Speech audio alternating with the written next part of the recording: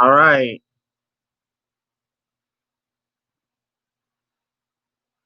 I know this is a late show. Welcome, everyone, to another edition of Gavin Richard Presents here on channel GBoot2786.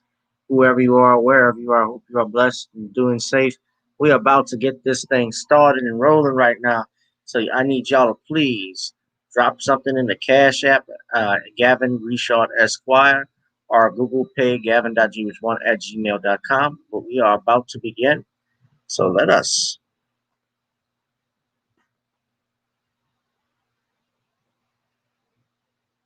All right. Got a couple people coming in.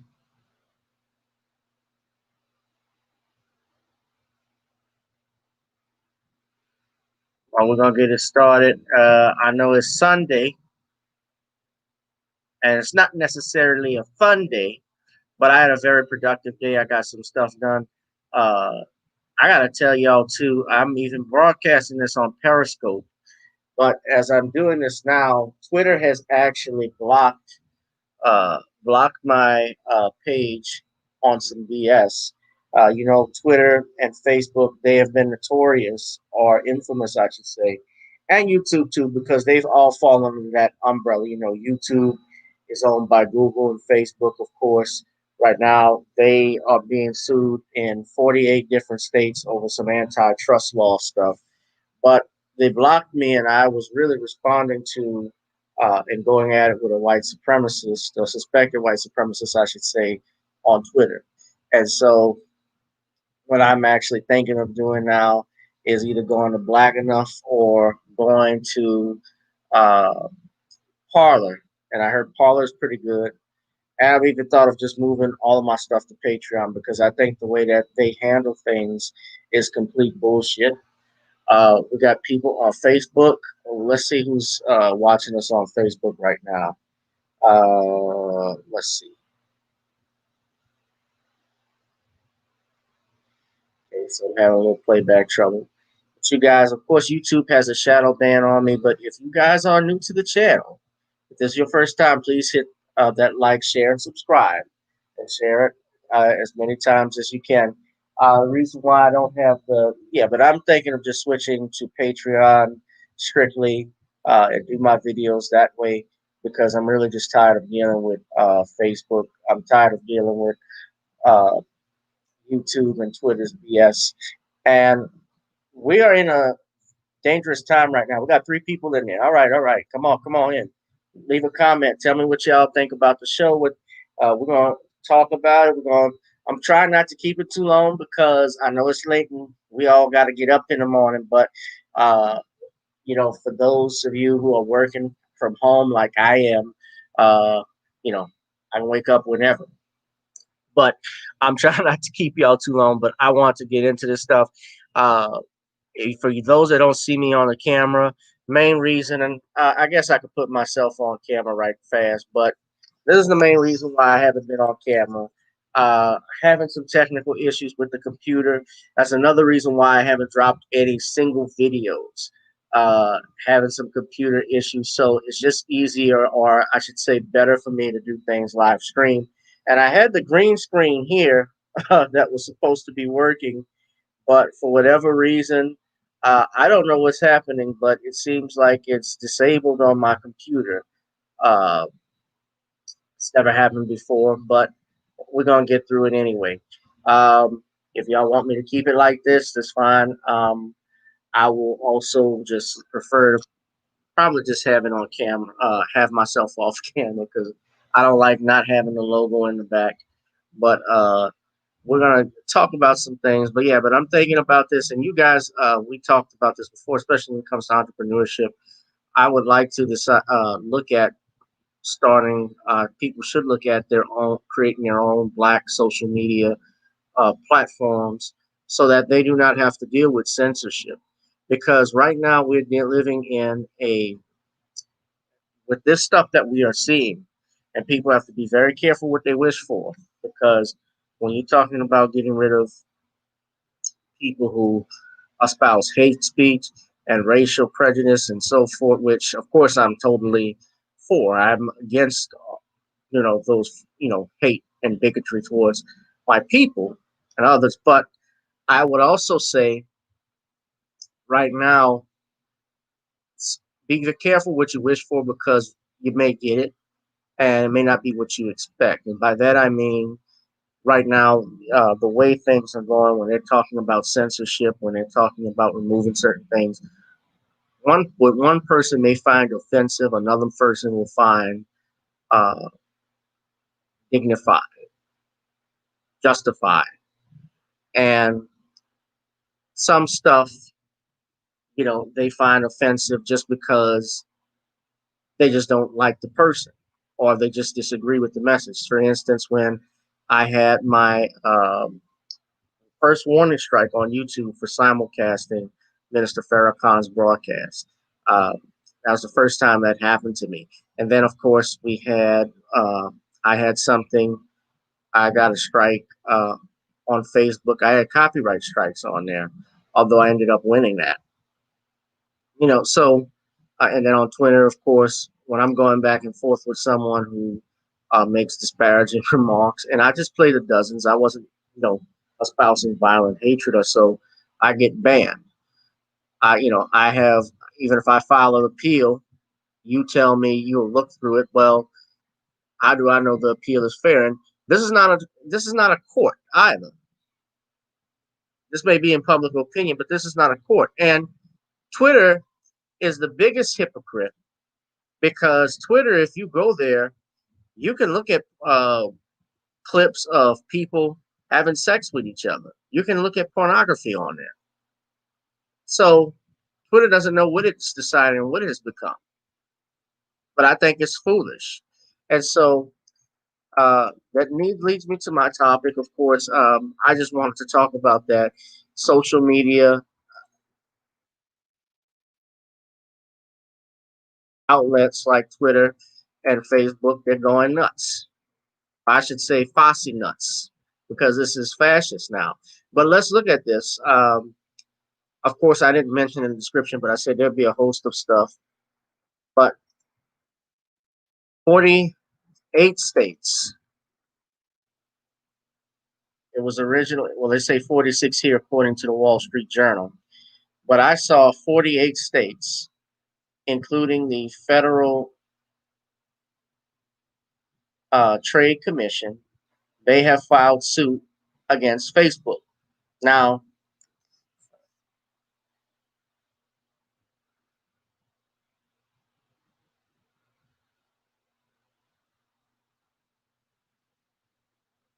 okay, excuse me, hold on a second. I hate when these ads come up. On December 9th, 2020, the Federal Trade Commission today sued Facebook, alleging that the company is illegally maintaining its personal social network monopoly through a years-long course of anti-competitive conduct. Following a lengthy investigation in cooperation with a coalition of attorney generals of the 46 states, the District of Columbia, and Guam, the complaint alleges that Facebook has engaged in a systematic strategy, including its 2012 acquisition of up-and-coming rival Instagram, the 2014 acquisition of the mobile messaging app WhatsApp, and the imposition of anti-competitive conditions on software developers to eliminate threats to its monopoly. This course of conduct harms competition, leaves consumers with few choices for personal social networking, and deprives advertisers of the benefits of competition. Good thing is, I'm even broadcasting this on Facebook. The FTC is seeking a permanent injunction in federal court that could, among other things, require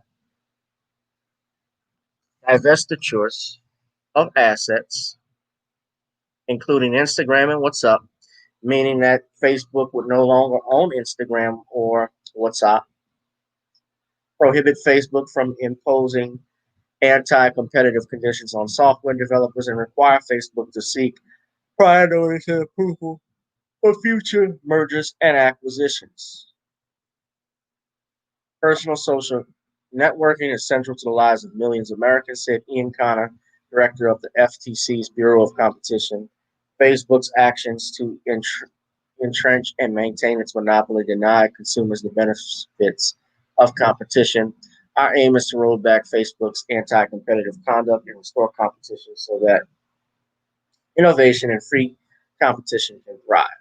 So that's what the FTC, Federal Trade Commission, is alleging because when you look at it, social media now is a part of American culture. It is a part of our lives.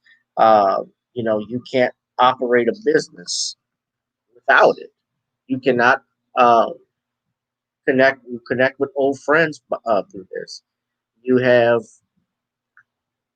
of course, customer reviews for your business that are on Facebook. People communicate with their clients through there. You have friends that you connect. So Facebook is getting its just due. And I'm saying that because this is the same Facebook, let's not forget, that censored Minister Louis Farrakhan, removed his personal Facebook page, removed his fan page over hate speech, fascism. For all the stuff we say about America and the bad that we have gone through, I can tell you this because I know of people, and I have been out of the United States maybe once or twice. I think once when I was a junior in college, and I went to Cozumel, Mexico with my family. And I can tell you, I'm grateful to live in a nation where we have freedom of speech and we have access to things that many other people don't have. Those countries, uh, countries in Africa and some countries and neighborhoods in India and others, they do not have access to running water. Now, I'm not generalizing anyone. Uh, I'm not saying that's all of Africa, or I said in some countries. So I just want to be clear. I don't want anybody thinking I'm cooning. I'm not. But that is a reality. Of course, we know the cause of it. Uh, of course, racism is a looming factor, or the number one factor with it, in colonialism. Uh, you also have another sad part is corruption, but we have corruption here, and you're seeing that. I call things for how I see it. But I'm glad to live in America, and for this reason that we have the freedom and we have it in a Bill of Rights that allows us not only the right to practice our religion, but to express our beliefs, to express our opinions, to assemble peacefully, to bear arms, the right to protect and defend ourselves, especially from tyranny, the right against self incrimination under the Fifth Amendment, unreasonable searches and seizures, and as well as cruel and unusual punishment and due process of law. However, what I notice now is that America slowly but surely is coming into a fascist and socialist state. And I see that with some of your movements, like Black Lives Matter. They, of course, claim themselves to be socialists. By the incoming president elect, I believe he, of course, while he's a Dixiecrat, he is certainly a globalist. He does believe in open borders. From things that I've read, they want to implement. I mean, listen, the main thing on their website is helping out immigrants. So, a plan for H-1B visas for immigrants from India, which is where Kamala Harris's people are from on her mother's side. And also you have Biden talking about implementing DACA for granting amnesty for several million illegal immigrants. So what do you call it? Yes, our country, you're right, Jaleel, our country doesn't act on them accordingly, but it is codified and it is in law. And slowly but surely, though, through bills such as the Patriot Act, which subjects us to unreasonable searches and seizures, especially in airports. When you look at that, when that act was passed after 9/11, that happened. Then you had the National Defense Authorization Act that was passed under Barack Obama that he signed, which destroys habeas corpus and allows the government the federal government to detain a suspected terrorist without trial, without bringing him to court, meaning you have no rights if you're deemed a terrorist in the name of national security. And let's not also forget you have something called United Nations Agenda 21, which tries to subvert and our municipalities that are in the United States. Our municipalities are, and that goes from our local government, including our city councils, our mayors, our state government, including our governors, and you know, even with the presidents, the presidency, they have tried to do this. Trump, for all the bad that he has done, he is, I could say this, he's not a globalist. He's a populist. He's an independent. He's not even a Republican. He's an independent.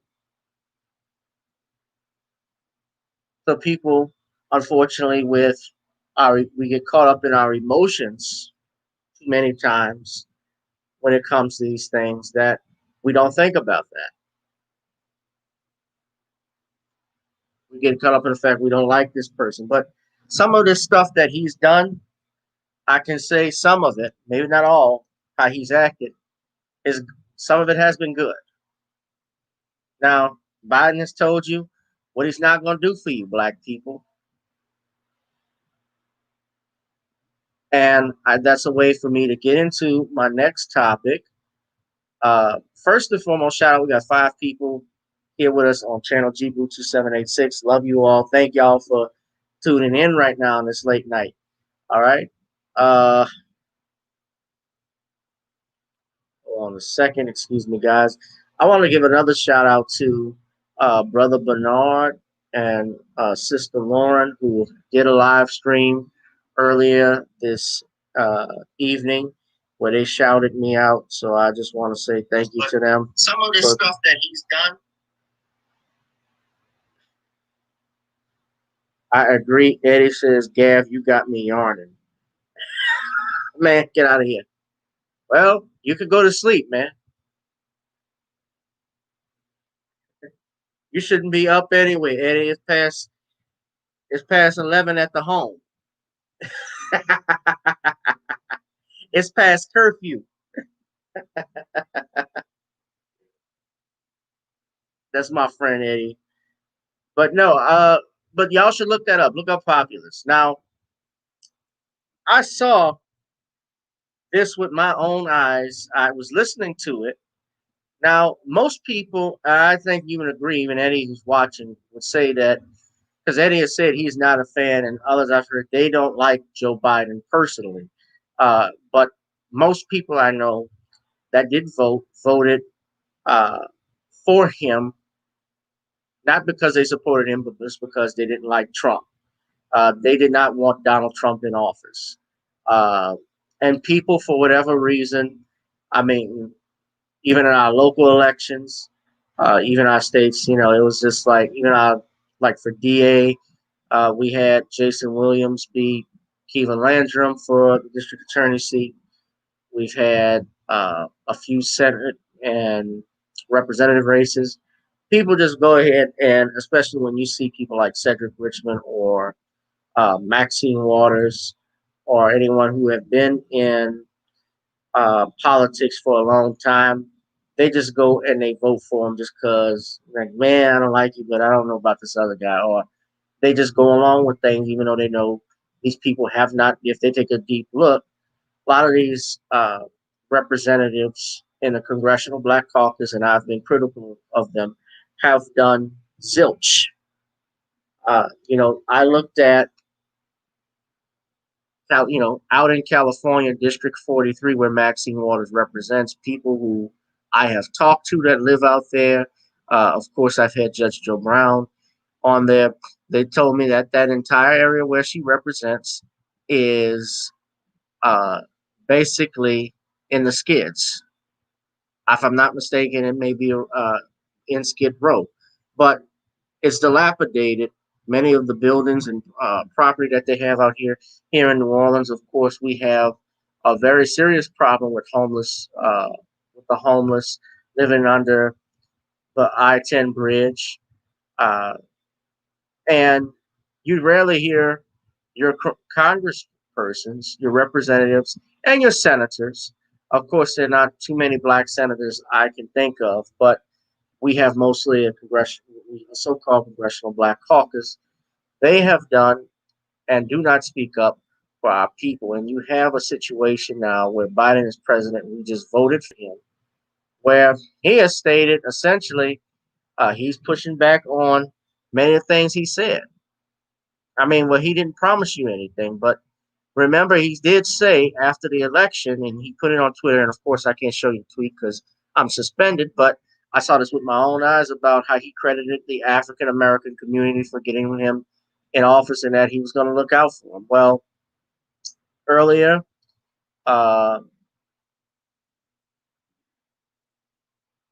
this came up.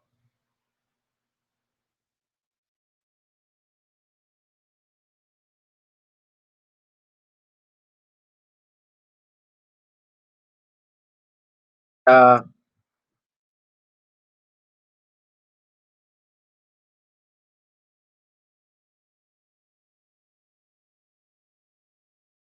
you know, hold on a second. Excuse me, guys. I I had to call this one Mac Daddy Biden because if you listen to the audio and how he talked, he was very condescending in his tone and manners and how he addressed the people that were on that call. So Biden did a phone call on Zoom, I guess a Zoom call with several. I don't know if you guys can see that. Why it's doing that? He did a Zoom call with several uh, so-called leaders. And this recording was taken. I don't know if you guys can see it on Facebook, but this was the recording. Yeah, okay, you can see it. This is the recording. This is what he said. So y'all tune in, just listen carefully and pay attention how he says. Now, for those that say, well, it was chopped up, I'll address that in a minute. Person, black or white, who called attention to the fact that you were finding that there was the rate of people. Oh, I just have to do a copyright disclaimer. I do not own the audio tape or this video. It's only being played for news and educational purposes under the Copyright Act of the United States Code 17-1031. This would qualify as fair use, just to be sure. And this, of course, is courtesy of Cristo Alvarez. He actually posted this on his YouTube page, but I also had it, the original article that was written on Intercept by a Ryan Grimm. So I'm going to play the audio clip for you all so you can hear it. Of course, because this is edited. But let me just play this clip. People who are African Americans are dying was 3 times that of white people. I don't carry around a stamp on my head saying progressive and I'm AOC, but I have more of a record of getting things done in the United States Congress than anybody you know. Let's get something straight. You shouldn't be disappointed. What I've done so far is more than anybody else has done this far. Okay? Number one. Number two, I mean what I say when I say it. There's some things that I'm going to be able to do by executive order. I'm not going to hesitate to do it. But what I'm not going to do is I'm not going to do what used to, Benita, you probably used to get angry with me during the debates when you'd have some of the people you were supporting say, on day one, I'm going to executive order to do this. Not within the constitutional authority. I am not going to violate the Constitution. There is a Constitution. It's our only hope. Our only hope. And the way to deal with it is where I have executive authority, I will use it to undo every single damn thing this guy has done by executive authority. But I'm not going to exercise executive authority where it's questioned, where I can come along and say, I can do away with assault weapons.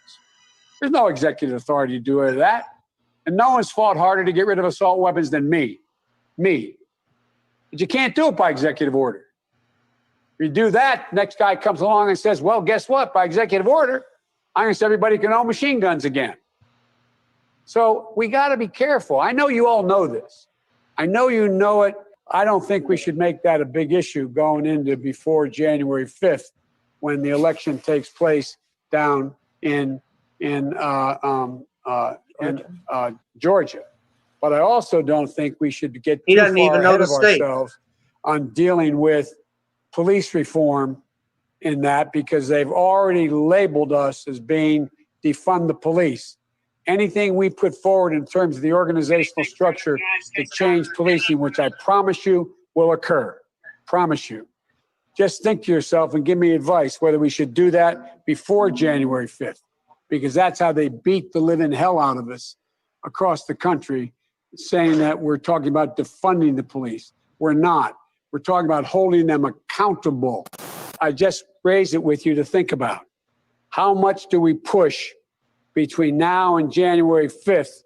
We need those 2 seats about police reform. And so this comes from leaked reporting by Ryan Grimm at the Inter. All right. So that was the leaked audio clip. Now, of course, people will say, well, it's edited. And I saw a Negro on Twitter, Miss April Ryan. Of course, April Ryan is the one that would go back and forth with Trump, that looked like Stacey Abrams' older sister, that would go back and forth with Trump on things, and he would be, how they all made her a hero and so forth. But she went ahead and defended this garbage. She defended him and tried to say, well, you're focused more on that, but why was the audio tape leaked? Why we're not talking about Joe? He speaks with passion. This ain't a beauty contest. This is not Miss America, and this is not a debate. I don't need you to speak with passion. And you see, part of this problem that we have, brothers and sisters, is that we have had, especially with the older generation, they came from that civil rights era, and I get respecting the elders and what they did, but we got to be honest and call things for what they are. Some of them elders were on a lot of coon shit. They were on some suckers. They are on some sucker shit. Some of them were, and that's just the truth.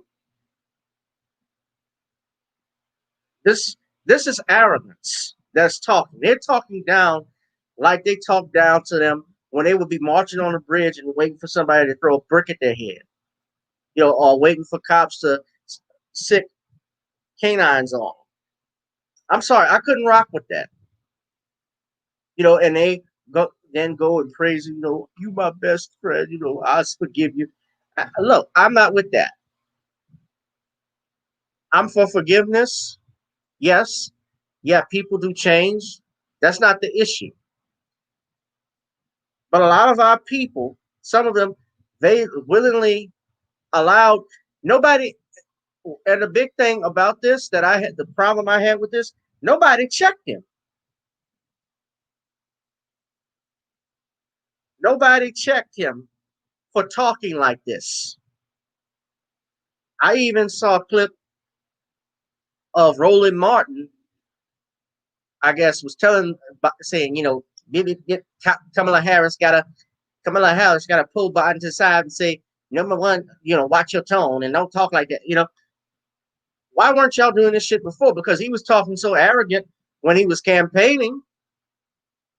You all said you forgave him for the crime bill. You forgave him for eulogizing Robert Byrd, a Klansman, for Christ's sake, and Strom Thurmond for hanging out with the Dixiecrats. You forgave him for his 1982 crimes bill, which was even worse than the 94 crimes bill. No, it was 88, if I'm not mistaken. You forgave him for his comments on busing.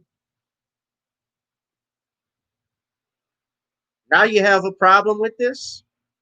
Cedric Richmond was sitting there listening to it on the call. Mark Morial of the Urban League. I remember when Mark was mayor of New Orleans when I was a kid.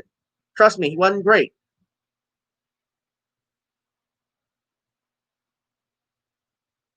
Then you had Al Sharpton there, and Al Sharpton. It's like with brother Ron. Shout out to Ron because I think Ron has got to be watching. Ron will be here late at night watching me with my stuff. I know he's doing, or I think he's got a live stream that's debuting right now. Y'all check out his channel. We All Be News if you haven't heard of it, but I'm sure most of you had. But this guy he went on the Breakfast Club saying if you don't vote for him, you're not black.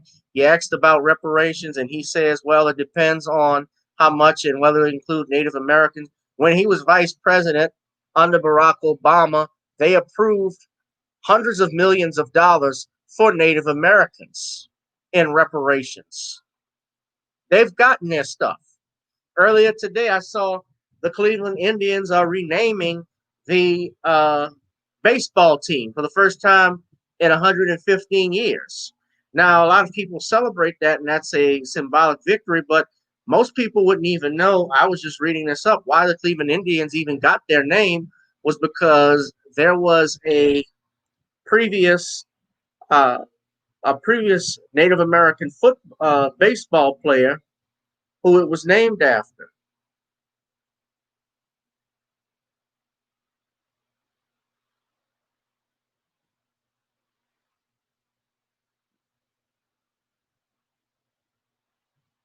They were called I saw his name, the Cleveland Spiders. Yeah, I can see why they wanted to change that.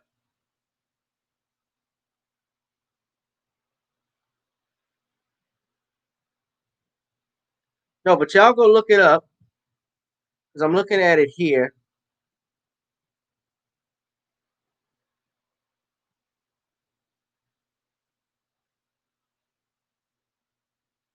But the Cleveland Indians, a lot of people don't know it was actually got the name from Native American and Indian. That's where it came from. Trying to see what his name was, but someone they did a name. Of course, it was white people at the time. When this person died, I just saw that guy's damn name.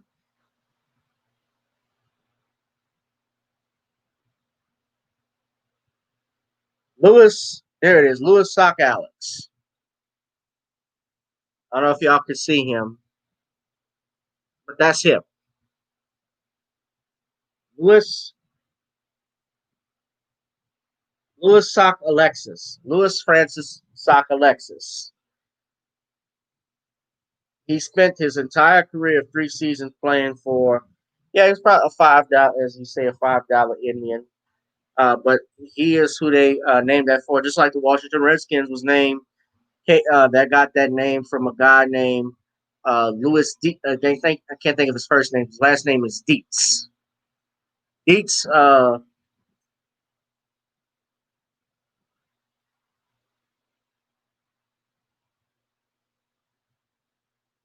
Dietz was a football player for I think when they were called the uh,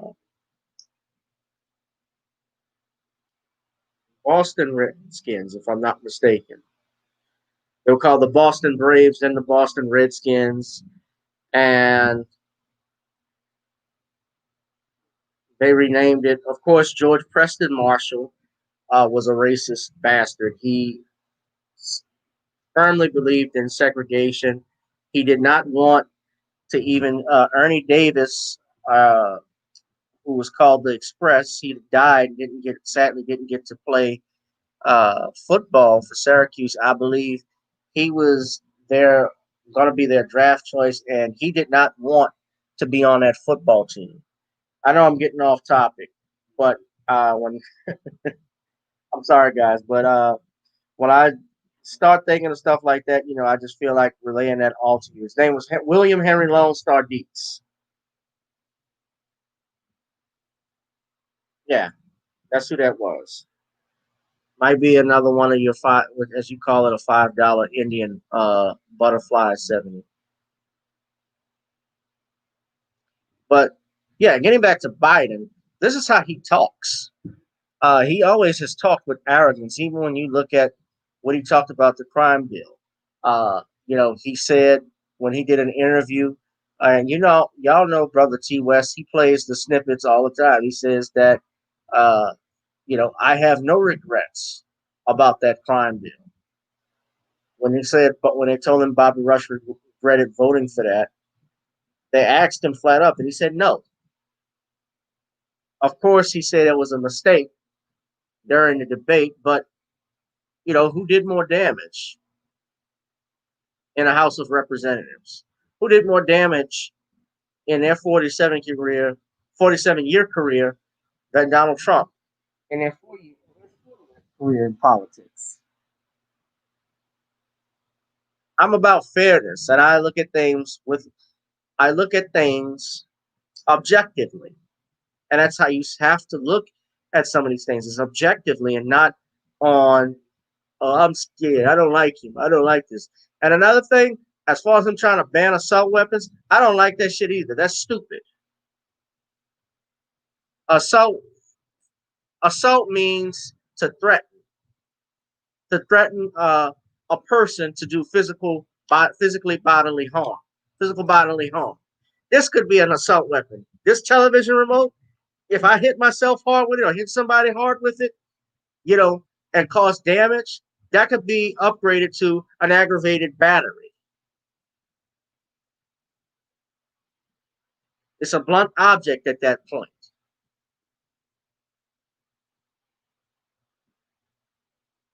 An AR-15, and y'all have heard me talk about guns. An AR-15 is nothing but a 22 glorified 22 rifle. It shoots a 22 caliber bullet. You could not take that into combat. The military uses M16s and M60s. Even with the weapons, and you can't find automatic weapons on the street. And even if you do, if you get them, they're hell of expensive to get. You got to put up, if you try talking about an automatic weapon, you better have at least 15K, between 15 or 20K. A knife more people get killed by knives. More people, you know, AR-15 is not even used in gun shootings. Yes, it may be used in what you call a mass shooting because they're more, yes, it has more capacity rounds. But let's not forget the Virginia Tech killer. He used several pistols. He didn't use an AR-15 back in 2007. And I remember that. He used the Walter PK, just like James Bond's gun.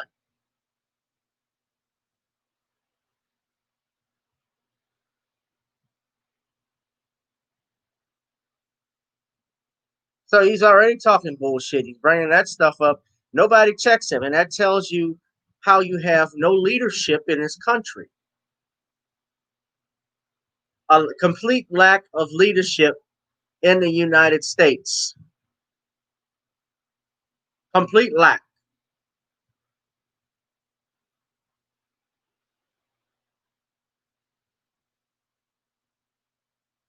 What do y'all think? For most what I see in the chat, a lot of people are not surprised by Biden. I mean, look, this guy was vice president for 8 years, and he was a senator for uh, 39 years. So this man, I think he was picked to be Barack Obama's running mate, only to qualify, well, not qualify, excuse me, but to satisfy the racist rednecks that are in the Democratic Party still.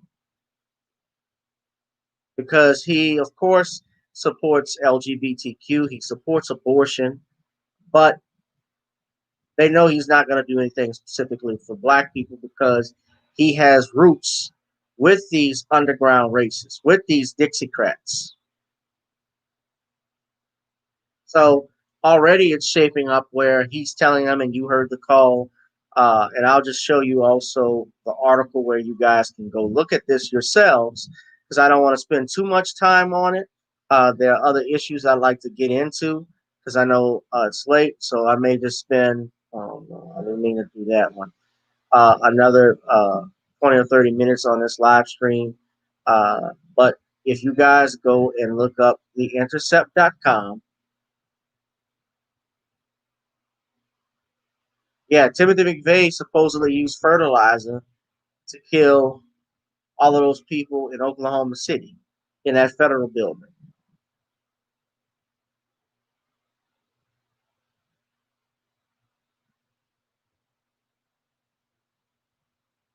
And I already knew Kamala. He's talking about Roland Martin was talking about, Kamala Harris got to put him in the side.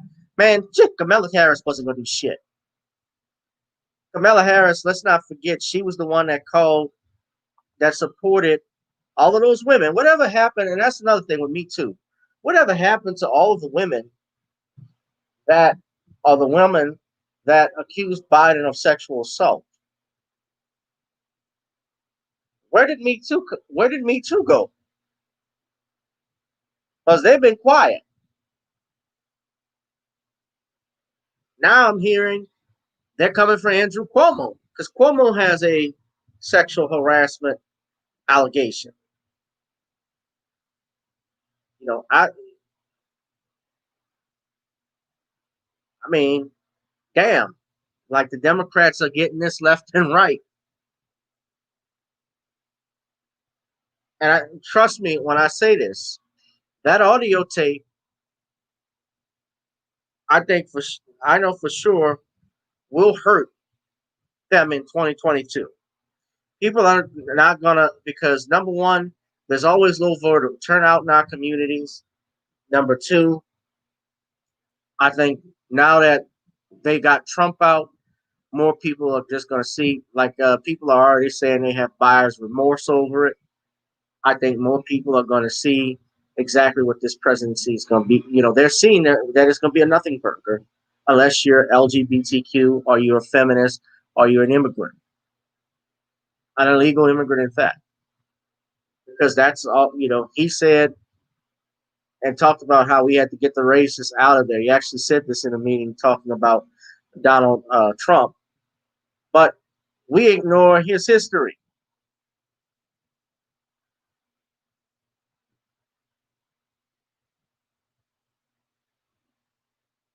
And those that have a problem with it, well, this conversation, this topic, if you have an issue with what I'm saying, then the issue is not with me. The issue is with the truth. Go somewhere else if you don't want to hear the truth. And We're so talking some truth things tonight. that I'm going to be able to do by executive order. I'm not going to hesitate to do it.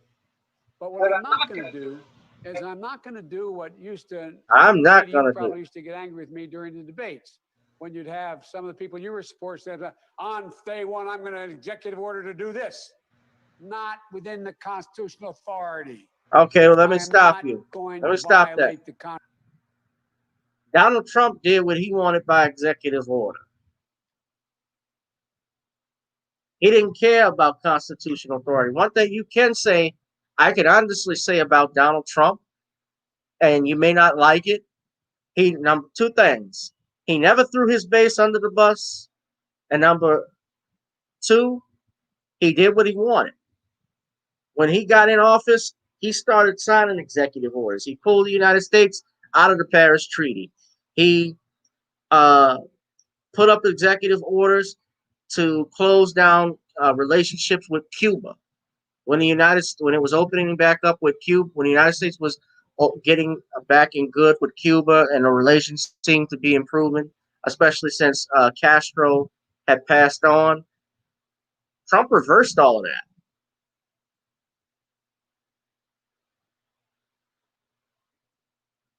So I don't believe none of the stuff that Biden is saying, like, I'm not going to violate the Constitution. Y'all do it every day. Look at the bills you pass. I just talked about the Patriot Act. I just talked about the National Defense Authorization Act and what they do to our Bill of Rights. Constitution. Executive authority that my progressive friends talk about is way beyond the bounds. And as one of you said, maybe you, Reverend now, whether it's far left or far right, there is a Constitution. It's our only hope, our only hope. And the way to deal with it is where I have executive authority, I will use it to undo every single damn thing this guy has done by executive authority. But I'm not going to exercise executive, where it's questioned, where I can come along and say, I can do away with assault weapons. There's no executive authority to do away with that. And no one's fought harder to get rid of assault weapons than me. But you can't do it by executive order. If you do that, next guy comes along and says, well, guess what? By executive order, I'm going to say everybody can own machine guns again.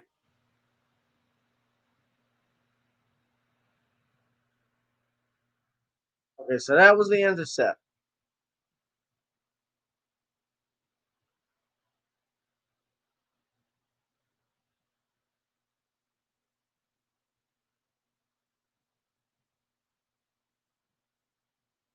Yeah, but I'm not going to spend too much time on this, guys. But, you know, it says what it says. He said what he said. So people that have a problem with me talking about this, or anybody that thinks I'm mischaracterizing what is being said, the proof is in the pudding. I don't have to change anything. And in fact, the Negroes that voted for Joe Biden, even them, those people and people in general, they didn't care for how Biden addressed these leaders on the call.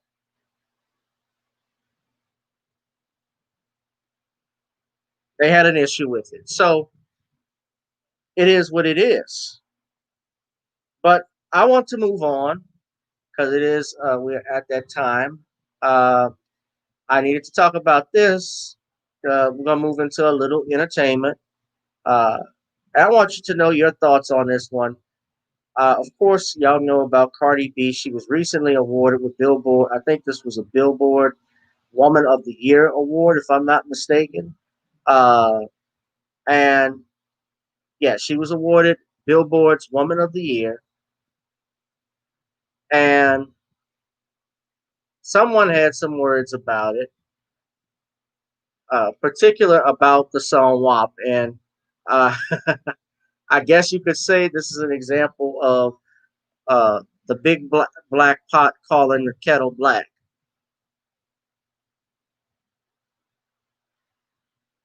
Snoop Dogg, uh, he made some comments about Cardi B's award and, well, in particular about the song WAP. I should be more specific. Uh, and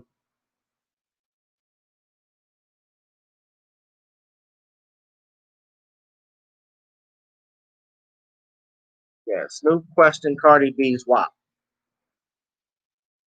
Literally. Uh, so Snoop Dogg made the comments. He was doing an interview with Julissa Bermudez. I think Julissa was on 106 in Park, but she was interviewing him with Central Avenue from Central Avenue. And on December 10th, the host asks for the rapper starts on a hit.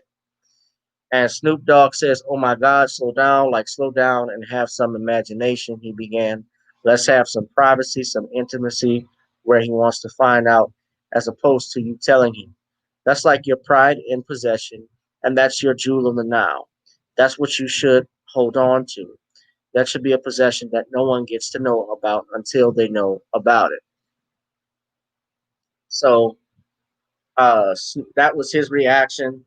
And of course, Offset, he defended his wife and said, which is expected, uh, talked with TMZ and Migos rapper, that's Offset there. He told TMZ, uh, that she's grown. I don't get in a female's business. So I'm just gonna say I hate when men do that. Well, I would have to ask, as a man, how would if you were married to a woman who bragged about WAP, how would you feel about it? So I want to get everybody's opinion. Like, do y'all think Snoop was wrong for his comments? Honestly, I see somebody's wrote solo dolo said Cardi B is gross. I'm not a fan of Cardi B at all. I mean, I respect. Yeah, she's making money now, uh, but let's not forget Cardi B. Uh, you know, she's a former stripper. Not that there's anything wrong with that, but she bragged about drugging men, taking their monies, and raping them with trannies. These are her words. Is that somebody I want my daughter, or not even my daughter, but my goddaughters to look up to as a woman of the year? Now, I'm not going to get up here and sound like a hypocrite. I'm not going to get up here and say, uh, per se, that I'm sorry. Butterfly 70 says, "Brother Gavin, would you eat her food with those nails?" Well, I think I would have to get to the house first, and I don't even know if I would go in her house because I might be drugged. She may be trying to drug me or something like that. Uh, well, obviously, Offset, unless he's ordering out, he's eating her meals and things of that nature. But this is everyone can have an opinion. James Ramon says the song is for public consumption. That's true. Butterflies, you said she's kept classless, and how many men would eat a meal she cooked? James Ramon says, I personally don't care for her song or Billboard. Well, yeah, well, I mean, look, let's not forget something, and I like Snoop, but Snoop might be the last person to talk about that because we know Snoop's history. I mean, this is the same Snoop Dogg that came to the VMAs with two women on dog chains. Okay, I remember that. Now, in fairness, he was not the only one and not just a man. Uh, Nikita Dragon did it with three men, just putting it on here. And Snoop Dogg, though, Snoop is almost 50. So he's getting up there in age. He's, 50 is still young. And I think he's just looking at it, is that something he regrets doing? Is that something that maybe, as you get older, you mellow out and wonder, maybe, damn, maybe I shouldn't have done that? Or, nah, I don't. He said, not his wife. True. Look at Sasha Obama now. I think Snoop, I just think Snoop is just getting older. And he's just wondering, as you get older and you get to the point where you're having grandchildren and so forth, makes you mellow out with stuff. And I like Snoop, and some people, of course, were against Snoop Dogg and his comments based off his history. I think, when I look at Snoop, I remember when he came out against Gayle King. I, you know, I, s- I have respect. I respected Snoop for that when he made that comment because he was defending a friend who was being attacked uh, and could not defend themselves. And yet, Gayle King never apologized for that remark, but Snoop ended up apologizing because he has a television show, obviously, with Martha Stewart, and he also works on the same network under the same company umbrella with Gayle King, Viacom CBS. Snoop and Martha's show is on VH1. VH1, of course, is owned by Viacom CBS, and Gayle King works for CBS. So I don't really take what Snoop has to say, uh, to heart. Um, I think he has a right to his opinion. I think he may voiced his opinion because uh, that song obviously is the number one song in the country. As nasty as it may be, I even said that in order to pick up the CD, I had to give it a shot of penicillin first. It had to be wrapped in like two condoms or something because it was just nasty when you think about it. And another thing too that's interesting is that uh, I wanted to briefly just talk about this, but since we're talking about songs, remember Megan Thee Stallion is even having issues with her record company earlier this year. Remember there was an issue with a contract dispute where she was not getting paid any monies for the work that she did, and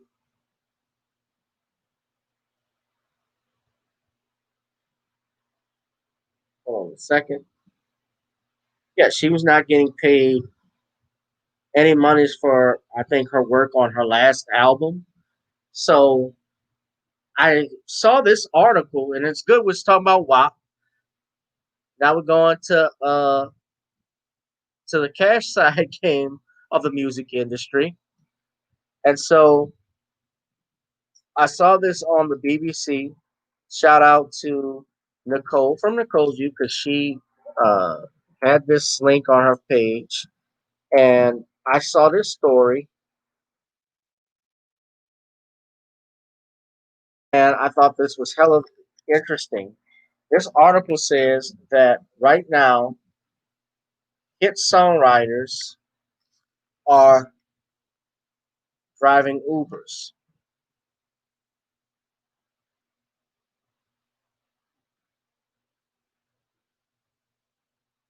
So we're talking about Megan Thee Stallion and her issue with the record company. Let's look at that. That's Niles Rogers. Niles Rogers, of course, is the co-founder of Chick, the hit disco band in the 1970s. They had hit songs like Dance, Dance, Dance, Good Times, Freak Out, I Want Your Love, and some others. And of course, he's a big time producer. He's done Madonna's Like a Virgin album, that song. He's done David Bowie's Let's Dance. He has a string of credits to his name.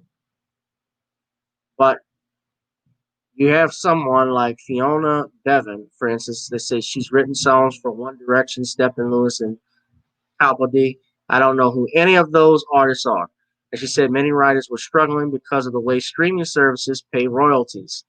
Bevan revealed that she had just earned £100 for co-writing a track on Kylie Minogue's number one album, Disco. The most successful songwriters in the world can't pay their rent, she added. Right now, hit songwriters are driving Ubers. It's quite shameful. And that's because the way that the record companies have everything set up is that, and Niles Rogers was explaining this, the way that their deals are structured with the streaming services, they retain up to 82% of the royalties they receive from those services. So when you listen to Apple Music, when you listen to Amazon Music or Spotify, they're collecting damn near all of those royalties. And what happens sadly is as they are collecting those royalties, they are not paying those royalties in adequate fashion to uh, the songwriters. Yeah, Niles did a lot of stuff. Niles did a lot of stuff, Butterfly. Uh, yeah, he did Diana Ross's album.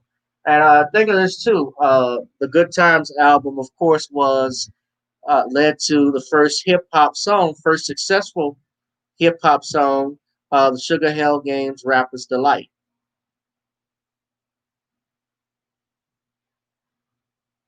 Yeah, so he's done a bunch of things. He's been around for a long time. Of course, he did Daft Punk with Pharrell, Get Lucky. That was a way that brought him back in the spotlight, I think, in 2013 when that came out. Yeah, working with Madonna, working with David Bowie. Uh, I think he's done some work. I don't know if he did work with Michael, but I'm pretty sure they were well acquainted with each other. People in the music industry, in that business, is a very tight knit, small circle of musicians and artists and songwriters. It's a small community. So I'm sure they had ran into each other and did work. I know Niles knew Prince. I mean, Niles came down, Chick came down for Essence Fest when Prince closed out the first night of Essence. Uh, when I took the bar exam in 2014, I knew I wasn't going to miss that. But but yeah, if you see this is what he's saying. Basically, they're withholding money. I look at the record labels as my partners. And the interesting thing is that every single time I've audited my partners, I find money every single time. So you guys think about that. He says he also says that sometimes it's staggering the amount of money. He said the industry needs to change the way streaming payments are calculated. Currently, each play of a song is counted as a sale, which gives labels the lion's share of income, he said. But Rogers went on to argue that a stream was more like a radio broadcast or a license of the original recording, which gives artists about 50% of the royalties. Labels have unilaterally decided that a stream is considered a sale because it maximizes their profits, he said. Artists and songwriters need to update clauses in their contracts to reflect the true nature of how their songs are being consumed, which is via a license. It is something that people are borrowing from the streaming services.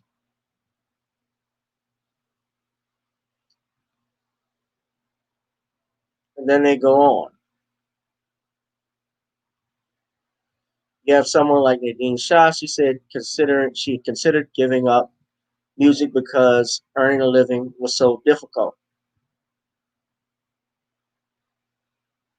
So what this thing is, and of course, if you guys tuned in to my latest broadcast that I did this past Friday, which was on the anniversary of Sam Cooke and Otis Redding's death, their mysterious deaths. We talked about how important ownership was for these two men, what Otis Redding was trying to accomplish with his record company with James Brown, and what Sam Cooke was trying to accomplish or thought he accomplished with his music publishing Tracy Limited and creating his own record label. But sadly, they did not live to reap the fruits of their hard work and labor, and it went into the hand of these predatory managers and accountants and shady characters. In particular, if you saw the documentary Lady Who Shot Me that I was talking about, we go in depth, or it does go in depth, about one Alan Klein, who many people believe had a role of some sorts with Sam Cooke's murder.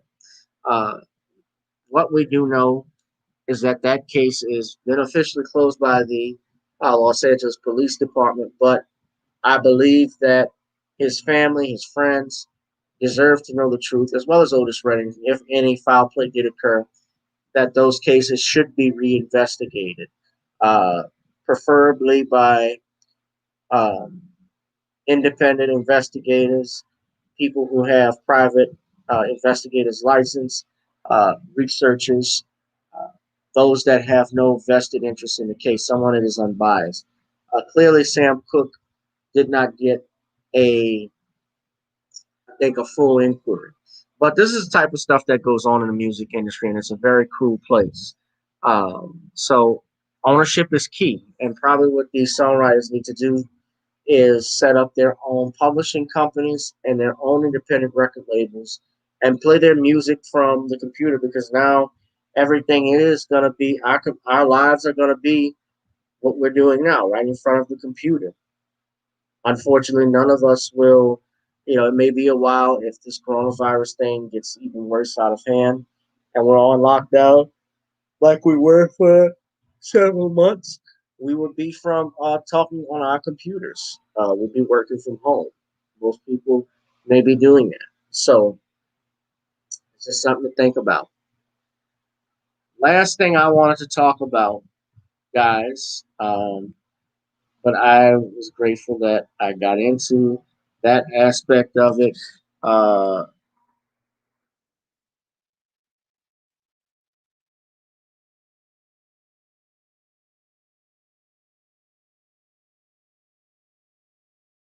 Last thing I wanted to talk about was this, though. Our brother Nate Parker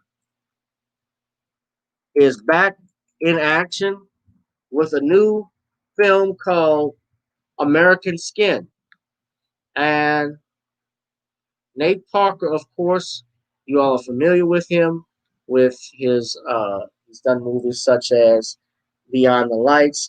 He also did a movie that he did the Birth of a Nation movie that I went to see. That was a 4 years ago, which was a autobiography of Mr. Nat Turner.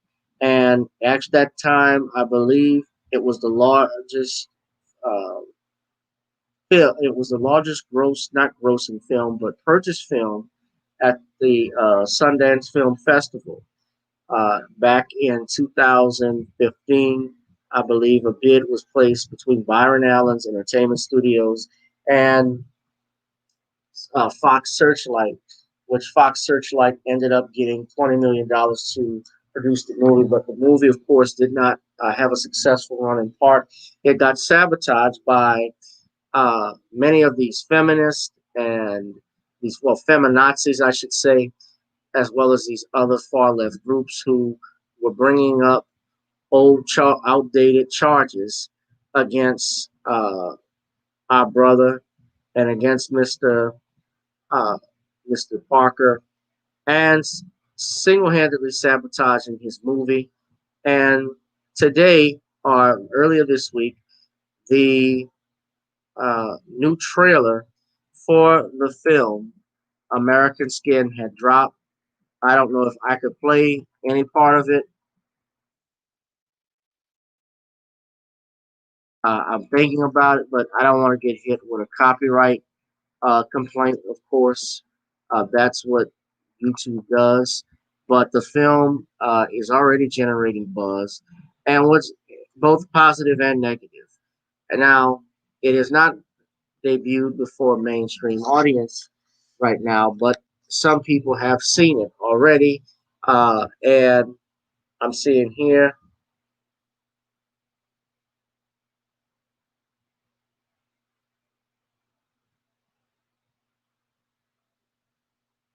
Solo Dolo, what's up, brother? Says, I will support this film. Jaleel says, not to mention the high priestess witch, Gabrielle Union, who was in the movie. Yes, she was, and she rallied against him, her director. Anything that comes out of Gabrielle Union's mouth, I take for a grain of shit. So I don't take her seriously anymore. And most celebrities, they should not be taken seriously when it comes to stuff like this. But I have a problem with what they are doing with brother Nate Parker. I have a big problem what they're doing with Nate Parker. In that you can live in the United States, and this is what we're talking about again. Remember when I talked to you all about how our Bill of Rights are being stripped away? Why you should be grateful at least that you live in a country like America is that that's Nate.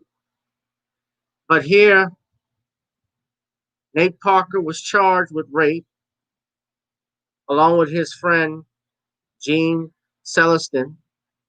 And while Celestin was found to be guilty, Parker was acquitted. And in large part, why he was acquitted, that many people forget, is that the alleged victim's story kept changing and was inconsistent.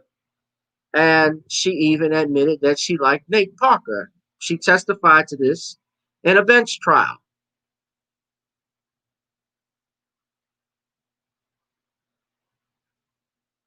Now, Celestin, while he was convicted, his conviction got overturned on appeal by a high court. Why it got overturned, I do not know. But the legal system spoke. They said there would be no charges. I mean, they said not guilty, excuse me. And sadly, this person, some years later, she committed suicide. If I'm not mistaken, she had suffered from mental illness.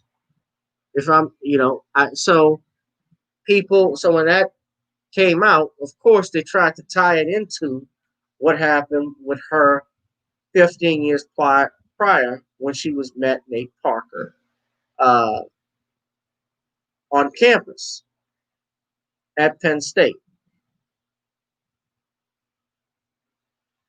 So you got to be careful when you're in college because they will hem you up on this stuff. And he was acquitted. Not just vindicated in solo, he was acquitted. The justice system spoke. Don't they do that to us every time they have a police shooting? The law spoke. Move on. When Trayvon Martin was killed, did they not say the jury was right? That they've spoken? I will support Nate Parker. I will support this film. But right now, of course, as I'm looking at it, this was made in 2019. You had News One, and I'm not even going to pull up the article, but you guys Google what News One did and how their even spelling of their own editorial was incorrect. But they basically tried to come at Nate on old charges. And look at this, too. Now, I'm on Google. Oh, it's getting a little late. Y'all want me to keep going? I'll keep going if you want.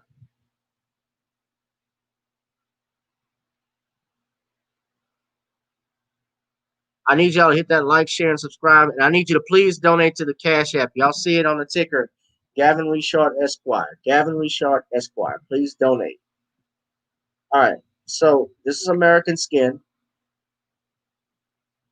Look at the movie hasn't even been released. And it has 4 stars. 4.1 rating.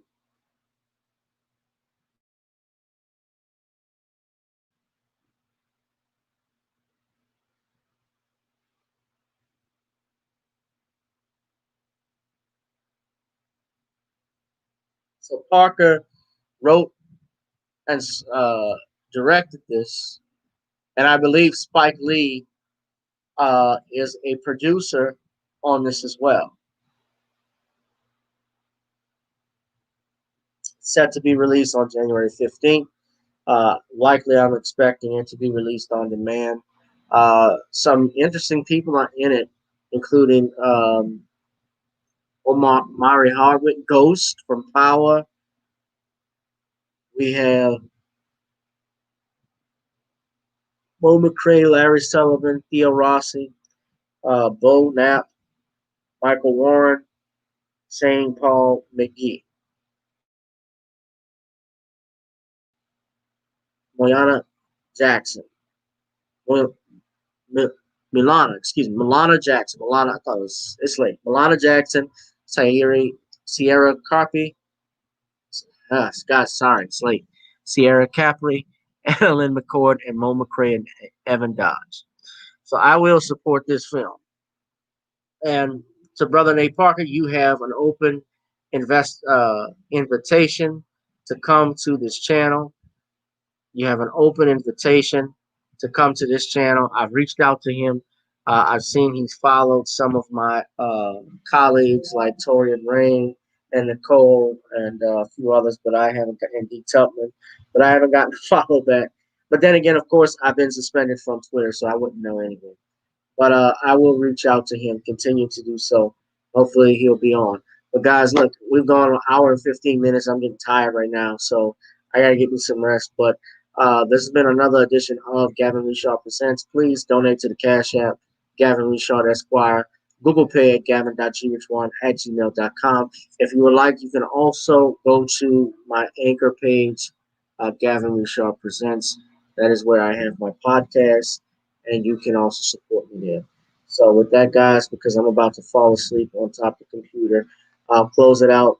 You be safe, be blessed. Sorry for yawning on you.